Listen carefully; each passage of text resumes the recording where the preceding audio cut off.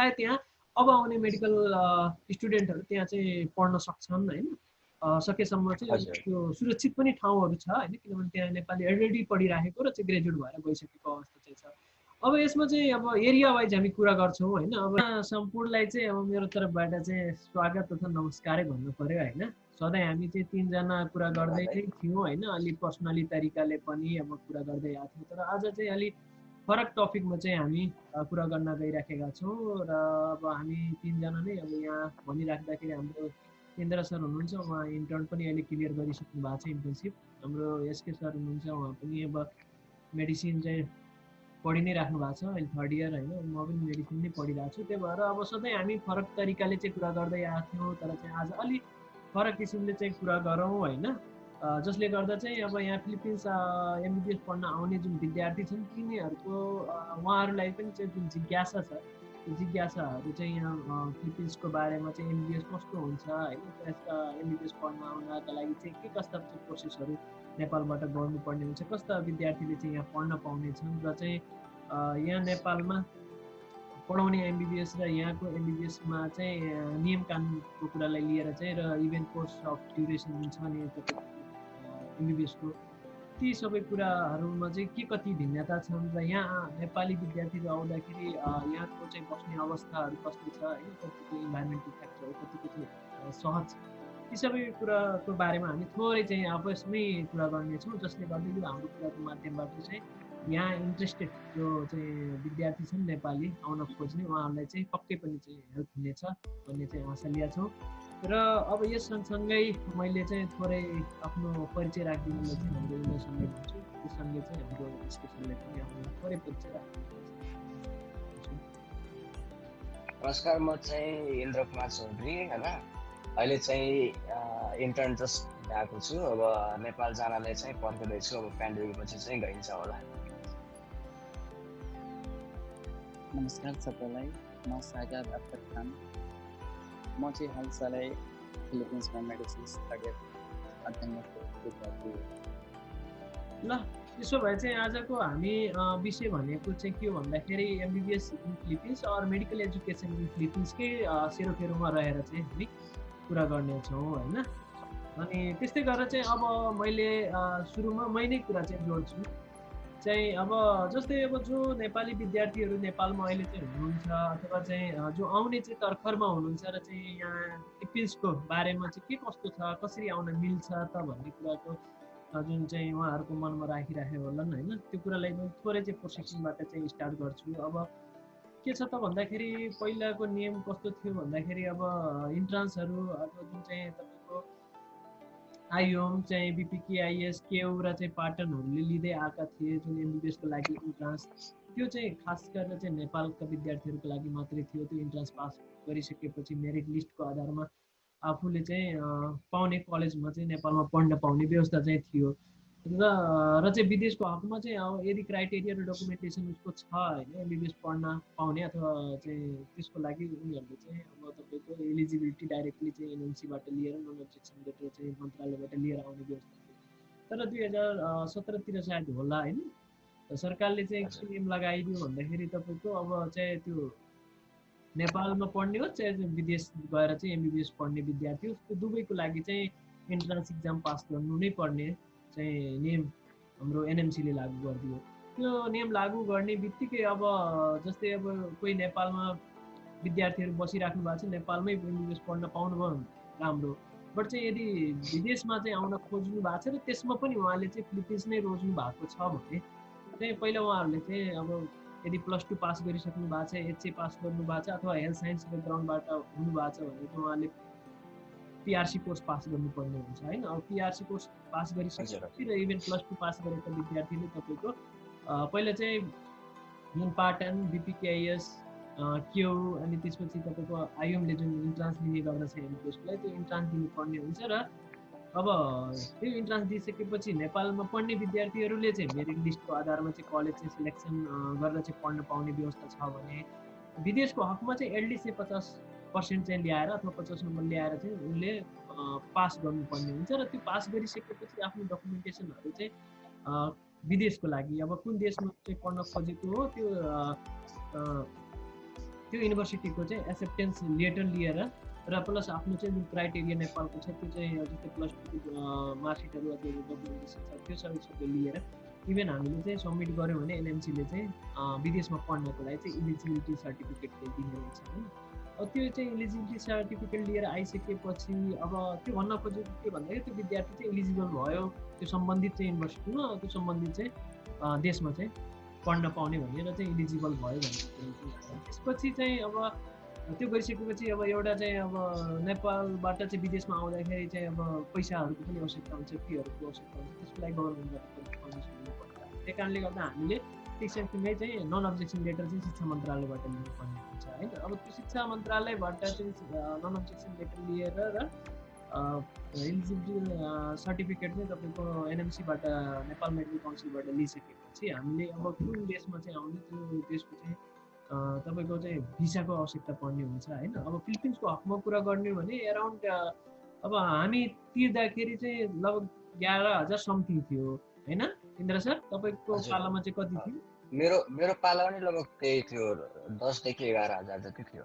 10 देखि 11,000 नै थियो। अब त्यही भएर चाहिँ एराउन्ड अब 12,000 नै भनौँ होइन, त्यो चाहिँ भिसाको प्रोसेसिङको लाग्छ। अब यहाँको हकमा चाहिँ फिलिपिन्सको हकमा तपाईँको भिसा लाउँदाखेरि स्टुडेन्ट भिसा डाइरेक्टली चाहिँ लाग्दैन, त्यसमा चाहिँ विद्यार्थीले कन्फ्युजन हुनु भएन। त्यहाँबाट आउने भनेको हामीले चाहिँ टुरिस्ट भिसामा हो, जसमा चाहिँ 59 डेजको चाहिँ अनुमति दिएको हुन्छ यहाँ फिलिपिन्समा बस्नुलाई। बट चाहिँ त्यहाँबाट आइसकेपछि यहाँ सम्बन्धित युनिभर्सिटीमा हाम्रो इनरोलमेन्ट गर्दाखेरि पहिला उनीहरूले चाहिँ आफै ब्युरो अफ इमिग्रेसनसँग चाहिँ के गर्छ त टुरिस्ट भिसालाई चाहिँ स्टुडेन्ट भिसा चाहिँ कन्भर्ट गरिदिन्छ, त्यसमा चाहिँ हाम्रो प्रब्लम हुँदैन। अब बाँकी रह्यो चाहिँ अब यी डकुमेन्टेसन कुराहरू चाहिँ हामी थ्रु एजेन्ट पनि पुरा गर्न सक्छौँ होइन, अथवा चाहिँ हामीले आफै पनि चाहिँ नेपालमा लागेर चाहिँ गर्न सकिन्छ। त्यस्तै गरेर अब चाहिँ तपाईँको टिकट फेयरका कुराहरू भयो, यी सबै डकुमेन्टेसनहरू रेडी गरिसकेपछिबाट आउने कसरी आउने भन्ने कुरो त्यो हामी सबै तपाईँहरूले चाहिँ डिपेन्ड हुन्छ। अब थाई एयरलाइन्स, मलेसिया एयरलाइन्स गर्ने छ होइन, त्यसरी गरेर हामी यहाँ आउन सकिन्छ। तर अब हामीले नेपालमा चाहिँ एमबिबिएस पढ्दै गर्दा अथवा एमबिबिएस भन्दै गर्दा हामीले यहाँ आउँदाखेरि पनि चाहिँ एमबिबिएस नै हो होइन, तर हाम्रो यहाँ आउँदाखेरि बिएस प्लस एमडी भन्ने गरेछ होइन। अब धेरै जसो विद्यार्थीहरू कन्फ्युज हुन्छन् किनभने उहाँ एमडी भनेको तपाईँको चाहिँ डक्टर अफ मेडिसिन यहाँनिर चाहिँ यहाँको रेसिडेन्सी जस्तै हो, तर यहाँ चाहिँ अब तपाईँको एमडी र प्लस चाहिँ यसमा यहाँ चाहिँ एमडी पढाउँदाखेरि तपाईँको यहाँको एमबिबिएसकै सिलेबसहरूलाई चाहिँ पढाउने गर्दछ। त्यही भएर चाहिँ अब यहाँ बिएस प्लस एमडी त्यो अलिक हामी पछि चाहिँ हाम्रो एसके सरले चाहिँ रविन्द्र सरले चाहिँ जोड दिनुहुनेछ त्यो कुराहरू के हो। मैले चाहिँ खास गरेर चाहिँ प्रोसेसिङको कुरा गरेँ। नेपालबाट चाहिँ अब जो यहाँ मुड बनाइसकेको छ जो विद्यार्थी फिलिपिन्समा आउँदाखेरि त्यो चाहिँ के प्रोसेसहरू गर्नुपर्छ र कसरी गर्नुपर्छ, तर यति कुरा चाहिँ क्लियर हुनुपर्छ। हामीले त्यहाँ पढ्ने भनेको एमबिबिएस, यहाँ चाहिँ पढ्दाखेरि बिएस प्लस एमडी हो, जुन चाहिँ इक्विभ्यालेन्ट टु एमबिबिएस भनेर नेपालमा दिने गर्छ। अब हामी चाहिँ थप कुरा गर्छौँ बिएस बायो प्लस चाहिँ एमडी भनेको के हो त फिलिपिन्समा पढाउने होइन, त्यसमा चाहिँ बिएस बायो के हो र एमडी के हो, त्यो किन चाहिँ आवश्यक छ, बिएस बायोलोजी भनेर चाहिँ अथवा बिएस नर्सिङ अथवा बिएस मिडटेक भन्ने हुन्छ होइन, त्यो किन आवश्यक छ फिलिपिन्समा, यी सबैको बारेमा चाहिँ हामी डिटेलली कुरा गर्नेछौँ होइन। त्यसपछि चाहिँ हामी एमएफतिर लाग्छौँ। अब मैले थोरै एसके ब्रोलाई चाहिँ एसके सरलाई मैले थोरै जोड्न चाहेँ। बिएस बायो ल त्यसो भए त भनिदिनु नि त तपाईँले चाहिँ हामी सबैलाई चाहिँ बिएस बायो भनेको के हो होइन, र चाहिँ एमडी भनेको के हो सर? यो समग्र रूपमा चाहिँ बिएस बायो र एमडी भनेको के हो? समग्रमा भन्दाखेरि बिएस बायोलोजी भनेको फिलिपिन्सको लागि प्रिरिक्वेस्टिभ कोर्स हो।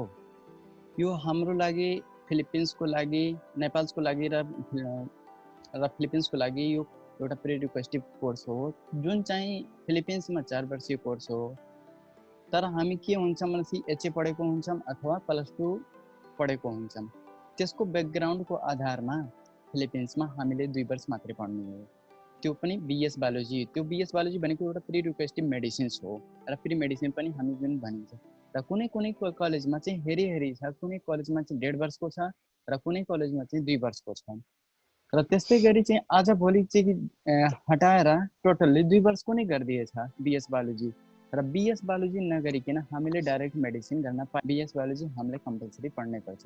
र एमडी भनेको के हो? BS plus MD equivalence equal to MBBS हो। एमडी भनेको 4 इयर हो, त्यो चाहिँ प्रपर मेडिसिन्स हो, र बीएस बायोलोजी भनेको प्री रिक्वेस्टिभ हो। बीएस बायोलोजी रिक्वायरमेन्ट चाहिँ 1.5 वर्ष अथवा 2 वर्ष चाहिँ हामीले पढ्ने हो, त्यसपछि प्रपर मेडिसिन 4 वर्ष पढ्ने हो। र प्रपर मेडिसिनमा इन्ट्री गर्नको लागि हामीले फर्स्ट अफ अल यहाँको नेसनल मेडिकल टेस्ट एउटा हुन्छ, जुन चाहिँ हाम्रो नेपालको जस्तै इक्जाम जस्तै भनौँ, इन्ट्रान्स इक्जाम जस्तै हामीले पास गर्नुपर्छ। फिलिपिन्स आएपछि चाहिँ त्यो हामी बीएस बायोलोजी गर्छौँ। बीएस बायोलोजी गरेपछि हामी प्रपर मेडिसिनमा इन्ट्री गर्नको लागि एटलिस्ट त्यो चाहिँ 40% चाहिँ हामीले यहाँको इन्ट्रान्स पास गर्नुपर्छ। 40% इन्ट्रान्स इक्जाम पास गरेपछि हामी मात्रै प्रपर मेडिसिनमा इन्ट्री गर्न पाउँछौँ। र प्रपर मेडिसिन इन्ट्री गरेपछि र के पढ्न पाइन्छ फर्स्ट इयरमा, के पाइन्छ सेकेन्ड इयरमा, के पढ्न पाइन्छ थर्ड इयरमा, र के हुन्छ फोर्थ इयरमा। फोर्थ इयर यहाँको स्कलरसिप हो। त्यसपछि अब थोरै मैले चाहिँ इन्द्र सरलाई सरतिर जान्छु, किनभने हाम्रो एसके सरले भनिसक्नु भएको छ। अब यहाँ बीएस बायो प्लस चाहिँ एमडी भनेको चाहिँ बीएस बायो भनेको प्री मेडिसिन हो, जुन चाहिँ प्री रिक्वेस्टिभ जस्तै हो एमडीमा छिर्नको लागि, जुन चाहिँ 2 वर्षको हुने गर्दछ प्रायः जसो। तर यो युनिभर्सिटी अनुसार हेरी छ, कुनैमा चाहिँ 1 वर्षको छ, कुनैमा 1.5 वर्ष, कुनैमा 2 वर्षको छ। त्यो चाहिँ स्पेसली फरेनरको लागि हो। तर फिलिपिनोको लागि एमडीमा जानलाई 4 वर्षको कोर्स हुन्छ भन्ने हामीले चाहिँ थाहा पायौँ। त्यस्तै गरेर अब मैले थोरै चाहिँ एमडीतिर जानुभन्दा पहिला म थोरै इन्द्र सरले चाहिँ थोरै प्रश्न पारिदिनुहुन्छ कि भनेर, बीएस बायो आखिरमा चाहिँ किन नै आवश्यक छ र चाहिँ एमडीमा जानुभन्दा पहिला त्यो के हो होइन, र किन आवश्यक छ भनेर चाहिँ। र यो साँच्चीकै आवश्यक छ, जो अलरेडी चाहिँ ब्याचलर डिग्री चाहिँ नेपालमै पढिसकेको छ, त्यसलाई साँच्चीकै बीएस बायो यहाँ गर्नु आवश्यक छ त? अब यस्तो छ, त्यसको बारेमा कुरा गर्दाखेरि होइन, अब नेपालमा जुन एमबिबिएस हो त्यो खास जस्तै ब्याचलर लेभलको पोस्ट ग्रेजुएट कोर्स चाहिँ त्यो होइन होइन। तर यहाँ जुन हामी मेडिसिन पढ्छौँ त्यो भनेको पोस्ट ग्रेजुएट कोर्स हो। त्यसको लागि चाहिँ कुनै पनि पोस्ट ग्रेजुएट कोर्स हामी पढ्नलाई एटलिस्ट हाम्रो ब्याकग्राउन्ड चाहिँ अथवा प्री कोर्स चाहिँ त्यसको ब्याचलर लेभल चाहिँ हुनपर्छ क्या। त्यही भएर यहाँ चाहिँ ब्याचलर इन बायोलोजी हामी एज अ फरेनर होइन मेजरले चाहिँ बायोलोजी नै लिन्छ।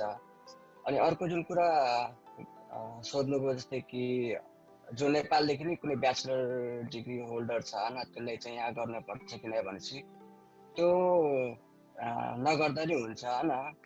अब कुनै हाम्रो एजेन्टहरूले भन्छन् कि त्यो चाहिँ गर्नै पर्छ। तर खासमा भन्यो भनेपछि यहाँ चाहिँ सिधै मेडिसिनमा इन्ट्री पाउँछन् यदि त्यो एनम्याटको स्कोर चाहिँ कम्प्लिट छ 40% भनेपछि होइन।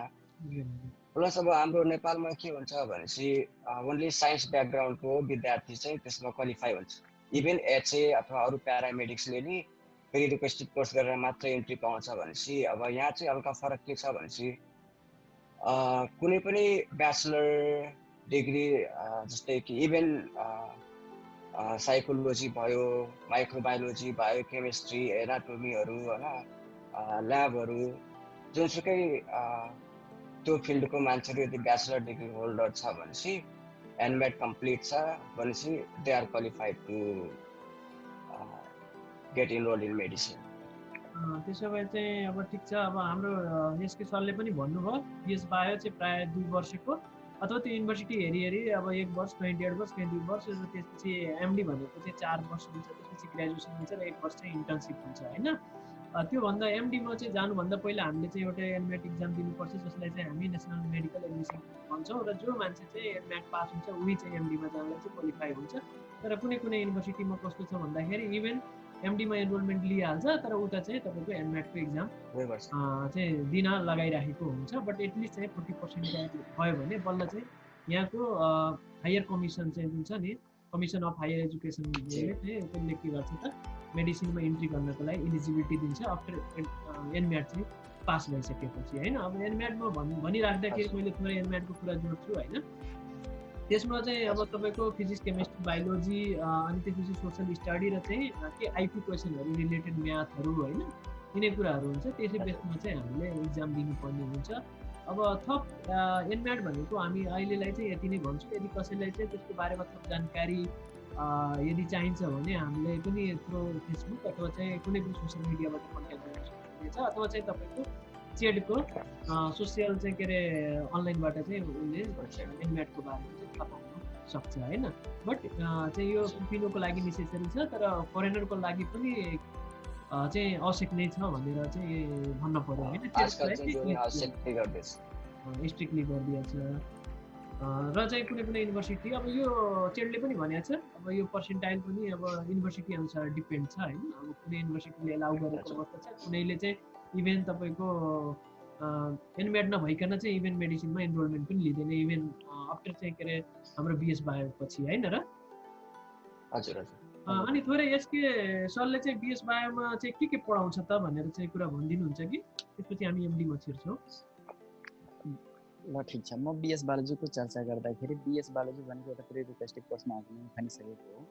बिएस बायोलोजीमा हाम्रो चाहिँ जुन चाहिँ प्लस 2 मा पढेको हुन्छौँ त्यसै आधार बेसिस मानेर जुन सब्जेक्ट हामी पढेको हुँदैनन् त्यो सब्जेक्टलाई जोडेर चाहिँ पढाउँछ। जस्तै चाहिँ जनरल बायोलोजी पढाउँछ, त्यसपछि चाहिँ प्याथोलोजी पनि हुन्छ कुनै कुनै कलेज हेरी हेरी, त्यसपछि एनाटोमी पनि हुन्छ, बेसिक एनाटोमी हुन्छ, प्रपर मेडिसिन जस्तो हुँदैन।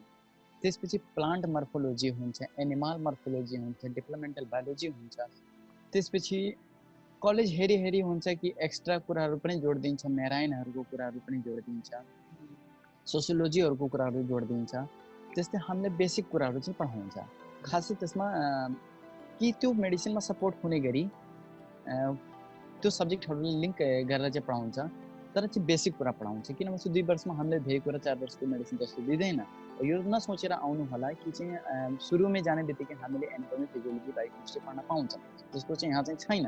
यहाँ पाउने भनेको सुरुदेखि हामीले जे नेपालमा हामी पढेको हुन्छौँ प्लस 2 मा त्यही आधार बेसिस मानेर जनरल बायोलोजी हुन्छ, डेभलपमेन्टल बायोलोजी हुन्छ, अघि नै मैले भनिसकेको त्यही सबैहरू चाहिँ बायोलोजी रिलेटेडहरू चाहिँ हामीले पढाउँछ। यसले भन्न खोज्नु भएको कि बिएस बायो भनेको जेनरल चाहिँ बिएससी जस्तै हुन्छ नि हाम्रो नेपालमा त्यस्तै एकदम त्यही बुझ्दा हुन्छ। इन्द्र सरले अघि नै जोडिसक्नु भयो। यो पोस्ट यहाँको जुन मेडिसिन छ जुन त्यहाँको एमबिबिएस जस्तै त्यो यहाँको पोस्ट ग्रेजुएट डिग्री भएको कारणले गर्दा अब हामी विदेशबाट पढ्न आउने विद्यार्थीले प्लस 2 मात्रै पढेका हुन्छौँ होइन, र अथवा चाहिँ हेल्थ साइन्स ब्याकग्राउन्ड इन्टरमिडिएटबाट चाहिँ मात्रै आएको हुन्छ। त्यही भएर हामीले यहाँ ब्याचलर चाहिँ एटलिस्ट पढ्नुपर्ने हुन्छ साइन्सबाट होइन।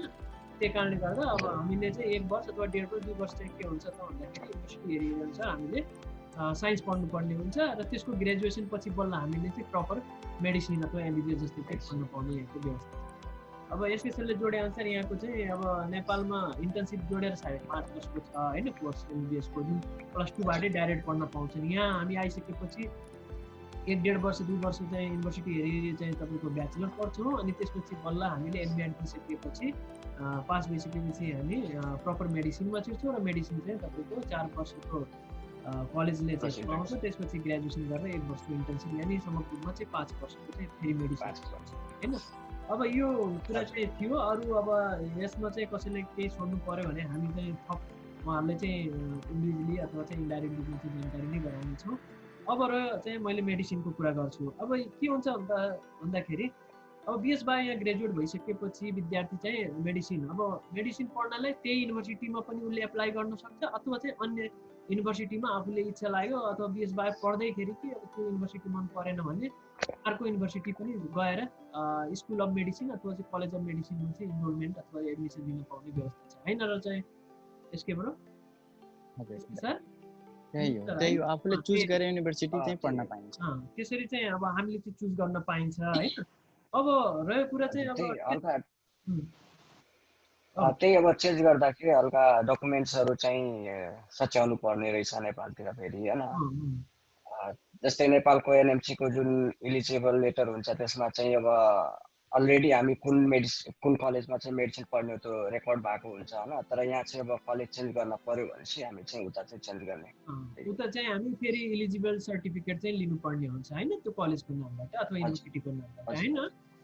ल ठिक छ, यो कुरा चाहिँ हामी छुट्याइरहेको थियौँ, त्यो उहाँले जोड दिनुभयो। किनभने हामी नेपालमा एलिजिबिलिटी लिँदाखेरि एकैचोटि बिएस बायो प्लस मेडिसिन दुवै कोर्सको एकैचोटि लिन्छौँ होइन। तर अब यो दुईवटा छुट्टा कोर्स भनिराख्दाखेरि त्यो चाहिँ एउटै कोर्स नेपालमा गएर गाभिने भएको कारणले गर्दा उनीहरू एकैचोटि इलिजिबिलिटी दिन्छन्। तर यहाँ बिएसमा हामी छुट्टै पढ्दाखेरि मेडिसिन यहाँ अन्य कलेजमा गएर पढ्दाखेरि के हुन्छ फेरि इलिजिबल सर्टिफिकेटहरू चाहिँ चेन्ज गर्नुपर्ने हुन्छ। र इभन मेडिसिन पनि पढ्दा पढ्दै पनि हामीले यहाँ चेडको मेमोरेन्डम अनुसार चाहिँ अन्य युनिभर्सिटीमा जान मिल्ने व्यवस्था रहेछ अथवा चाहिँ चेन्ज गर्न पाउने अवस्था छ अथवा व्यवस्था गरे रहेछ यहाँको सरकारले। अब एमडी पढ्दा पढ्दै पनि चेन्ज गर्नुपर्ने अवस्था आयो भने पनि फेरि हामीले चाहिँ एनएमसीबाट कुन कलेजको लागि फेरि चेन्ज गर्नु खोजे हो र कुन इयरको लागि त्यसको लागि इलिजिबिलिटी लिनुपर्ने हुन्छ। अब रह्यो चाहिँ म थोरै चाहिँ अब एनबिआर पास गरिसकेपछि एमडीमा मानव इनरोलमेन्ट गरिसकेपछि यहाँ के हुन्छ त अब हामीले मेडिसिन पढ्दाखेरि मेडिसिनमा प्रायः चाहिँ तपाईँको first year second year third year यहाँ थ्योरिटिकल हुन्छ, त्यो हामी छुट्टै छुट्टै अलि चाहिँ डिटेलमै कुरा गर्छौँ। त्यसपछि चाहिँ अब कलरसिप होल चाहिँ क्लिनिकल रोटेसन हुन्छ जुन हाम्रो इन्डस्ट्रीले कुरा गर्नुहुन्छ, र त्यसपछि ग्रेजुएसन पछि चाहिँ 1 वर्षको इन्टर्नसिप हुन्छ, त्यो पनि टोटल हस्पिटल रोटेसन नै हुन्छ होइन र। मैले अब म चाहिँ विद्यार्थी यहाँ बिएस बायो पढिसकेपछि अथवा ग्रेजुएट भइसकेपछि जब मेडिसिनमा इनरोलमेन्ट लिन्छ र फर्स्ट इयरमा पढ्नु जान्छ, त्यसपछि प्रायः हामीले पढ्ने भनेको बेसिक सब्जेक्ट नै हो होइन। अब फर्स्ट इयरमा तपाईँको हामीले प्रायः मेजर सब्जेक्ट र माइनर सब्जेक्ट भनेर यहाँ चाहिँ छुट्याएको हुन्छ। मैले अब यहाँ पढ्दाखेरि तपाईँको कलेज अनुसार थोरै फरक हुन्छ होइन माइनर सब्जेक्टहरू, तर मेजर सब्जेक्टहरू प्रायः एउटै हुन्छ। जस्तै एनाटोमी हुन्छ, बायोकेमिस्ट्री हुन्छ, फिजियोलोजी हुन्छ, अब हिस्टोलोजी हुन्छ होइन। त्यस्तै गरेर चाहिँ अब इम्ब्रियोलोजी हुन्छ, न्युरो एनाटोमीहरू छ। बाँकी अब कुनै युनिभर्सिटीमा चाहिँ प्यारासाइटोलोजी पहिले पढाइदिन्छ फर्स्ट इयरमा, कुनै चाहिँ युनिभर्सिटीले साइकेट्री चाहिँ पढाइदिने व्यवस्था चाहिँ रहेको छ होइन। फर्स्ट इयरको कुरा गरिराख्दाखेरि इभेन चाहिँ तपाईँको कम्युनिटी मेडिसिनहरू हुन्छ, बायोमेडिकल रिसर्चहरू हुन्छ, रिसर्च पनि गराउँछ होइन। त्यस्तै गरेर चाहिँ अब कुनै कुनै युनिभर्सिटीमा मेडिकल इथिक्स इभेन प्रायः जसो कलेजहरूमा चाहिँ अथवा युनिभर्सिटीहरूमा मेडिकल इथिक्सहरू पनि एज अ माइनर चाहिँ राखेको हुन्छ, सेमेस्ट्रल सब्जेक्टहरू होइन र चाहिँ यसकै सर। हजुर दाइ त्यही हो, उसले चाहिँ पढ्ने भनेको त्यही हो। अब मैले चाहिँ यो फर्स्ट इयरकै कुरा जोडिराख्दाखेरि अब यदि फर्स्ट इयर पढ्दै गर्दा अब इक्जाम प्याटर्नहरू के हुन् होइन, त्यसपछि चाहिँ तपाईँको कति पर्सेन्ट ल्याएर चाहिँ यहाँ सेकेन्ड इयरमा प्रमोसन हुन्छ अथवा चाहिँ एज अ ओभरअल यहाँ मेडिसिनमा पढ्नलाई कति पर्सेन्ट ल्याएपछि चाहिँ पास हुन्छ अथवा प्रमोसन हुन्छ नेक्स्ट इयरमा, त्यसको बारेमा चाहिँ थोरै जोड दिनुहुन्छ कि हाम्रो एसके सर, त्यसपछि थोरै इन्द्र सरले चाहिँ त्यसमा। ल ठिक छ, म चाहिँ पर्सेन्टेजको र पासिङ रेटको कुराहरू चाहिँ भनिदिइरहेको छु समग्रमा। यहाँ चाहिँ के हुन्छ भनेपछि हामीले चाहिँ मेजर सब्जेक्ट होस् अथवा माइनर सब्जेक्ट होस्, मेडिसिन फर्स्ट इयरमा चाहिँ प्रायः जो बेसिक मेडिसिन बेसिक साइन्स हुन्छ त्यो नेपालमा पनि हुन्छ, त्यो यहाँ पनि हुन्छ। र के हुन्छ भनेपछि इच सब्जेक्टमा पासिङ रेट भनेको 75 हो, यहाँको स्ट्यान्डर्ड हो 75%। 75%मा हामीले चाहिँ यो नबुझ्नु कि 100 एबभ 75 ल्याउनु पर्छ। त्यसमा चाहिँ हाम्रो प्र्याक्टिकल बेसिस छ र थ्योरिटिकल बेसिस दुवै जोडे मिलाएर हामीले 75% ल्याउनु पर्छ। र इन केस अफ हामीले सबै सब्जेक्ट मध्ये 75% ल्याउन सकिएन, यदि 70% ल्याइयो भनेपछि हामी फेल ग्रेडिङ हो। 75% ल्याउनु पर्छ, 75% पासिङ मार्क हो र सबै सब्जेक्ट पास गरे बापत हामीले नेक्स्ट पाउने हो। यदि इन केस अफ तपाईँ फर्स्ट इयरमै 2वटा सब्जेक्टमा मेजर सब्जेक्टमा फेल भइहाल्नु भयो भने तपाईँले कलेजबाट निकालिदिन्छ, त्यो बस्ने कुनै चान्स छैन। र कुरा रह्यो चाहिँ फर्स्ट इयरमा चाहिँ के पढ्न पाउनुहुन्छ, त्यो हाम्रो दाजुले अलरेडी सायद मेन्सन गरिसक्नु भएको छ। र त्यसपछि अब म सेकेन्ड इयरको कुराहरू चाहिँ अलिक भनिदिएर आएको छु। यहाँ चाहिँ सेकेन्ड इयर के छ भनेपछि प्रपर क्लिनिकल मेडिसिन्स हो। क्लिनिकल मेडिसिन्स भनेको अलिकति थोरै फिजिकल एक्जामिनेसनलाई राखेर तपाईँले 1 अथवा 1.5 महिना चाहिँ हस्पिटल एक्सपोजर गराउँछ। र सेकेन्ड इयरको सब्जेक्टहरू चाहिँ के हुन्छ भनेपछि नेपालदेखि अलिक केही तलमाथि फरक होला, तर चाहिँ म चाहिँ सबै कुरा सेकेन्ड इयरको सब्जेक्टमा भनिदिन्छु। मेडिसिन फर्स्ट हुन्छ, सर्जरी फर्स्ट हुन्छ, फार्माकोलोजी हुन्छ, ओबी हुन्छ, पिडिया हुन्छ, र न्युरोलोजी हुन्छ, साइकेट्रिक हुन्छ, पिएससिएम हुन्छ, पैथोलोजी हुन्छ, माइक्रोबायोलोजी हुन्छ, प्यारासिटोलोजी हुन्छ, ल्याब डिएक्स हुन्छ, जम्मै गरेर 12वटा सब्जेक्ट यसले गरी चाहिँ हुन्छ। र हामीले त्यो सँगसँगै 1 अथवा 1.5 महिना चाहिँ हस्पिटल एक्सपोजर गराउँछ, किनभने यो चाहिँ क्लिनिकल सब्जेक्टलाई जोडेर चाहिँ अलिकति हस्पिटल एक्सपोजर गराउँछ जस्ट अब्जर्भेसनको लागि। बाँकी कुराहरू चाहिँ हाम्रो दाजुले गर्नुहुन्छ। त्यसो भए चाहिँ इन्द्र सर अब उहाँले सेकेन्ड इयरको कुरा लगभग भनि नै सक्नु भएको छ होइन। अब हामीले पढ्नुपर्ने चाहिँ थर्ड इयरमा, बाँकी चाहिँ आई थिङ्क चाहिँ थर्ड इयरमा सबै सब्जेक्टहरू पढ्नुपर्ने हुन्छ, किनभने यहाँ थ्योरिटिकल भन्न खोजेको एमडीमा हामी first year second year third इयरमा भयोभरिको एमबिबिएसको सबै कोर्सहरू अथवा सबै सब्जेक्टहरू चाहिँ हामीले समेटिसक्नुपर्ने हुन्छ होइन र। अब बाँकी चाहिँ तपाईँले यसो भनिदिनुहुन्छ थर्ड इयरमा कुन कुन सब्जेक्टहरू हामीले चाहिँ पढाउँछ त? अब थर्ड इयरमा भन्यो भनेपछि कस्तो भनेपछि लगभग कोर्स चाहिँ प्यारलली होइन, केही थ्योरी हुन्छ र केही पार्ट चाहिँ अब हस्पिटल एक्सपोजर हुन्छ होइन। र हस्पिटल एक्सपोजरमा मेनली चाहिँ हामी पेसेन्टलाई कसरी जस्तै फर्स्ट इन्काउन्टरमा चाहिँ पेसेन्टलाई कसरी ह्यान्डल गर्ने होइन, त्यसलाई प्रोपर हिस्ट्री लिने, डायग्नोसिस गर्नलाई अब प्रोपर हिस्ट्री र फिजिकल एक्जामिनेसन चाहिँ एकदम अति आवश्यक पर्छ होइन कुनै पनि विद्यार्थीको लागि। त्यसपछि अब हाम्रो स्कुलले अथवा हाम्रो कलेजले के गर्छ भनेपछि कुनै हस्पिटलमा एउटा प्रिसेप्टर एज अ डक्टर राखिदिन्छ होइन, गाइड विद्यार्थीहरूलाई होइन। अनि के हुन्छ भनेपछि त्यो गाइडले अब ग्रुपिङहरू गरेर त्यसपछि बिरामी एउटा दुईवटा बिरामी दिइदिन्छ एउटा ग्रुपमा, तिनीहरू जान्छ अब हिस्ट्री टेकिङ, फिजिकल एक्जामिनेसन, त्यसपछि तिनीहरू अब केस स्टडी गरेर होइन, अनि त्यसपछि त्यो प्रिसेप्टरसँग गएर अब त्यसले डिस्कसन गर्ने, केस डिस्कसनहरू, अनि त्यसपछि अब फिडब्याकहरू लिने, के कुरा छुट्यो, के कुरा नेक्स्ट टाइम के इम्प्रुभ गर्ने भनेर। त्यो चाहिँ जस एउटा धेरै राम्रो कुरो कि हामी जे थ्योरी पढ्छौँ त्यो सँगसँगै हामी प्र्याक्टिकली पनि त्यसमा जस कोरिलेट गर्ने अवसर चाहिँ पाउँछौँ होइन। अनि त्यसपछि अब हाम्रो ब्रदरले भनिसक्नुभयो कि अब 70% एटलिस्ट चाहिँ हामीलाई सेक्योर गर्न पर्छ टु गेट पास होइन। यदि इन केस कोही मान्छे चाहिँ 70 प्लस अथवा 70 चाहिँ होल्ड गर्न सकेन भनेपछि जस्तै 70 to 75 लाई चाहिँ एउटा रिएक्जाम दिने, या चाहिँ रिमिडियल एक्जाम भन्छ होइन। यदि त्यो बिचमा ऱ्याङ्क छ भनेपछि त्यो मान्छेले चाहिँ अब रिमिडियल एक्जाम दिएर फेरि यदि 75 ल्याएर पास गर्यो भनेपछि त्यो मान्छे पास भयो। तर यदि फेरि पास भएन भने चाहिँ तपाईँ सरी नै हो होइन। अनि 3टा सब्जेक्ट, 2टा मेजर एउटा माइनरमा फेल भयो एकैचोटि भनेपछि त्यो कुनै पनि कलेजले त्यो विद्यार्थीलाई किकआउटै गर्छ होइन।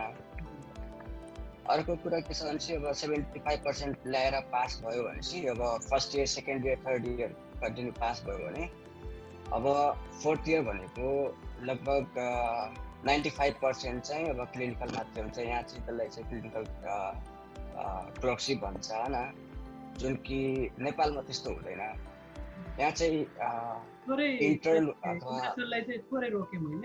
अहिले हामी थर्ड इयरको मात्रै थियौँ होइन। अब तपाईँले चाहिँ अब हाम्रो एसके सरले पनि तपाईँको सेकेन्ड इयरको कुरा गर्नुभयो, तपाईँले थर्ड इयरको कुरा चाहिँ अब बाँकी सब्जेक्टहरू अब उही मेडिसिन होइन, सेकेन्ड सर्जरी सेकेन्ड, अब रेडियोलोजी, ओबिगाइने, पिडिया, डर्मा, यिनीहरू हामी चाहिँ बाँकी भएका जति सबै सब्जेक्टहरू हामी थर्ड इयरमा पढ्छौँ। र त्यसको साथसाथै हाम्रो क्लिनिकल एक्सपोजर पनि हुन्छ होइन, केस स्टडी, बेड साइड चाहिँ मोनिटर अथवा बेड साइड टिचिङ नै भनौँ होइन, हस्पिटलहरूले कलेजहरूले चाहिँ पढाउने गर्दछ होइन।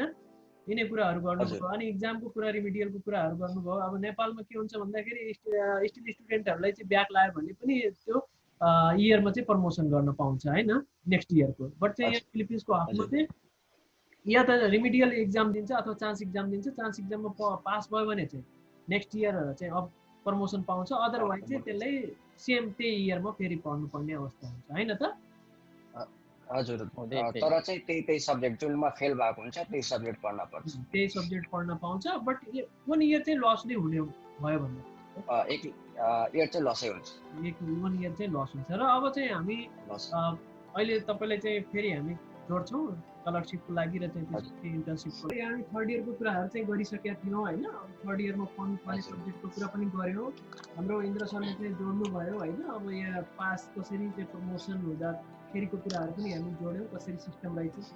नेपालको कुरा गर्दाखेरि अब नेपालमा चाहिँ पढ्यो, पढ्दै अब तपाईँको रिजल्टमा आउँदैखेरि पनि मान्छेहरू चाहिँ प्रमोसन हुने रहेछ होइन तपाईँको।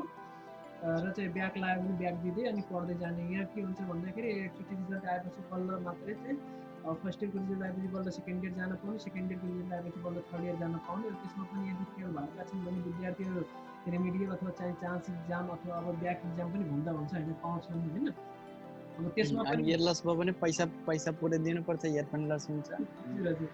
सबै कुरा अनि त्यही भएर चाहिँ अब लस भयो भने के अरे अब पास भयो भने जान पायो, पास भएन भने त्यही फेल भएका सब्जेक्ट फेरि त्यही इयरमा चाहिँ रिपिट गर्नुपर्छ, नेक्स्ट इयर चाहिँ पढ्न पाइँदैन भन्ने कुरो चाहिँ हामीले बुझ्नु पऱ्यो। फिलिपिन्समा चाहिँ यस्तो सिस्टम रहेछ होइन।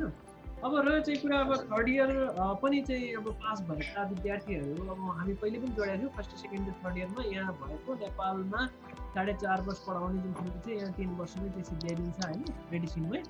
अनि तपाईँको बाँकी अब त्यसपछि चाहिँ सिप भन्न हुन्छ होइन, जुनियर इन्टर्नसिप अथवा चाहिँ स्कलरसिप। अब त्यसमा चाहिँ बढी कुरा चाहिँ हाम्रो इन्द्र सरले चाहिँ जोड्नुहुन्छ कि खास यहाँ स्कलरसिप भनेको के हो होइन, त्यसमा के गर्नुपर्ने हुन्छ र स्कलरसिप पछि चाहिँ यहाँ ग्रेजुएसन सिस्टम हुने रहेछ, त्यो पनि उहाँले जोड्नुहुन्छ। त्यसमा हामी कुरा गर्दै गरौँला। त्यसपछि इन्टर्नसिपको कुरा पनि उहाँले नै जोड्नुहुन्छ होइन।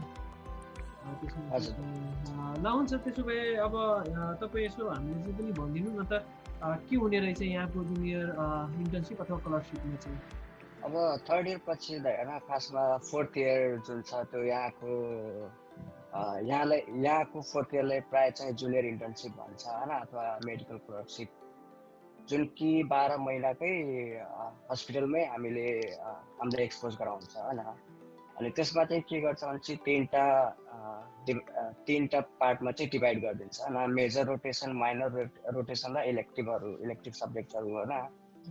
अब मेजरमा पर्ने भनेको इन्टर्नल मेडिसिन भयो, सर्जरी भयो, पिडियाट्रिक भयो, ओबिजिवाइएन भयो होइन। त्यसमा चाहिँ प्राय 2 महिनाको रोटेसनहरू राखेको हुन्छ होइन। त्यसमा चाहिँ हामी अब लगभग हप्ताको 36 घन्टासम्म चाहिँ ड्युटी गर्न पर्छ होइन। त्यो डिपेन्ड गर्छ अब हस्पिटलमा, कुनैले त्योभन्दा पनि धेरै तान दिन्छ होइन। त्यो चाहिँ मेडिसिन लाइफको सबभन्दा कष्टकार लाइफ चाहिँ त्यही हो होइन। अब कुरा गर्ने भने माइनर रोटेसनमा भनेपछि माइनर रोटेसनहरू चाहिँ साइकाट्रिक भयो, कम्युनिटी मेडिसिन भयो, जुनमा चाहिँ हामीलाई 1 महिनाको रोटेसन चाहिँ राख्छ होइन। अनि इलेक्टिभमा चाहिँ अब त्यहाँ 2टा अप्सन हुन्छ, जस्तै या त इएनटी लिने हो कि हप्ता होइन, 15 दिनको रोटेसन हुन्छ होइन। अब इएनटी भयो, हप्ता भयो, pathology, radiology, anaesthesiology, dermatology, rehab medicine, family medicine, त्यो सब चाहिँ इलेक्टिभ सब्जेक्ट्स हो होइन। अब त्यसको चाहिँ हाफ चाहिँ खास क्लर्कसिपमा गर्छ र हाफ चाहिँ त्यो इन्टर्नसिपमा चाहिँ त्यस्तै स्केड्युल मिलाएको हुन्छ कि सबै सब्जेक्टमा चाहिँ हामी सक्दो एक्सपोज हुन सकौँ भन्ने होइन। अलिकति त्यसमा चाहिँ फरेनर विद्यार्थीलाई चाहिँ थोरै बहुत जस भाषाको प्रब्लम चाहिँ हुन्छ होइन, किनभने अब सबै पेसेन्ट्सहरू चाहिँ सिटी एरियाको हुँदैन, कोही चाहिँ अब अलि रिमोट अथवा गाउँतिर पनि हुन्छ। अनि तिनीहरू चाहिँ इङ्ग्लिसमा चाहिँ त्यति राम्रोसँग कम्युनिकेसन गर्न सक्दैनन्। त्यही भएर हामी during BS biology first year, second year, third year त्यतिखेर चाहिँ हल्का बेसिक कुराहरू जस्तै मेजर साइन सिम्टमहरू जुन छ त्यो सोध्नलाई एटलिस्ट त्यति क्यापेबल चाहिँ हुनपर्छ होइन यहाँको ल्याङ्ग्वेजमा। अनि ल्याङ्ग्वेज सिक्नु त्यस्तै एउटा फनको कुरो हो, त्यो मान्छेले चाहिँ जो सिक्न रुचाउँछन्। अब सबै रोटेसनहरू सकेपछि हाम्रो एउटा क्लियरेन्स हुन्छ होइन, हस्पिटलले चेक गर्छ कि यो मान्छे साँच्चीकै त्यो ड्युरेसन चाहिँ कम्प्लिट गरेको किन होइन, एब्सेन्सेसहरू छ किन, एब्सेन्स छ भने चाहिँ मेकअपहरू गर्न लगाउँछ होइन। त्यस 12 महिना पुर्याएपछि त्यसले चाहिँ क्लियर गरेर अनि त्यसपछि इन्टर्नल हाम्रो पर्फर्मेन्सलाई बेस मानेर हामीलाई चाहिँ स्कोरहरू दिन्छ, मार्कहरू दिन्छ र त्यो मार्कहरू ल्याएर हामी चाहिँ स्कुलमा बुझाउन पर्छ र स्कुलले चाहिँ त्यसपछि हाम्रो अब अरू first year, second year, third इयरहरूको स्कोर जस्तै त्यसलाई नि कम्पाइल गरेर, त्यही भएर खास फोर्थ इयर भने नि स्कुलकै अन्डरको कोर्स हो होइन।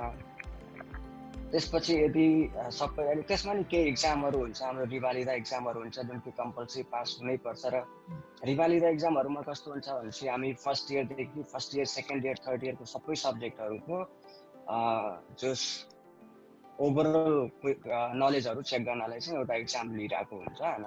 त्यो चाहिँ फेरि अलि डिफिकल्ट हुन्छ किनभने चाहिँ मान्छेहरू फर्स्ट इयर, सेकेन्ड इयर उता बिर्सिसकेको हुन्छ। त्यही भएर हल्का रिभाइज गरेर फेरि इक्जाम दिएर पास भएपछि मात्र ग्रेजुएसन हुन्छ।